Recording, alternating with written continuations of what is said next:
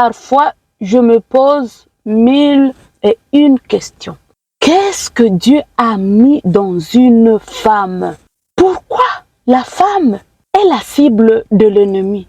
Pourquoi la femme est la cible de Satan? Quand je vois depuis le jardin d'Éden ce que le diable a fait en trompant la femme, pourquoi la femme recourt le plus souvent aux facilitations apportées par les agents de l'ennemi? Les facilitations comme, par exemple, recourir aux méthodes contraceptives, à la contraception, recourir à la chirurgie esthétique, à la beauté artificielle, et le recours aux faux cheveux, aux faux ongles, aux faux cils et autres. Pourquoi la femme détruit le temple du Saint-Esprit? Beaucoup ont de choses dans leur corps, les stérilés et autres.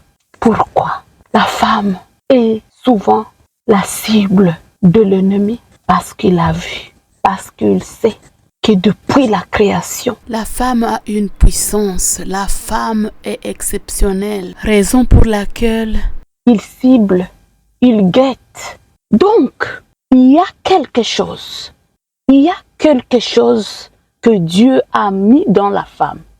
Si la femme est forte en Jésus-Christ, elle fait trembler le royaume du diable. Mais si la femme se laisse faire, elle devient l'outil utile pour le royaume du diable. Quand je vois comment le diable, depuis qu'il a trompé Ève, en lui montrant la beauté du fruit interdit, il n'a pas arrêté depuis. Il montre toujours à la femme la beauté. Il fait toujours croire à la femme qu'il faut recourir à d'autres moyens pour apparaître belle, pour oublier ce que Dieu a fait pour elle, pour oublier la création. C'est pour cela que la plupart des femmes recourent aux chirurgies esthétiques, aux objets séducteurs, maquillage, faux cheveux, faux ongles, faux cils. Le diable fait tout cela pour essayer de saboter l'œuvre de Dieu, pour essayer de saboter ce que Dieu a fait.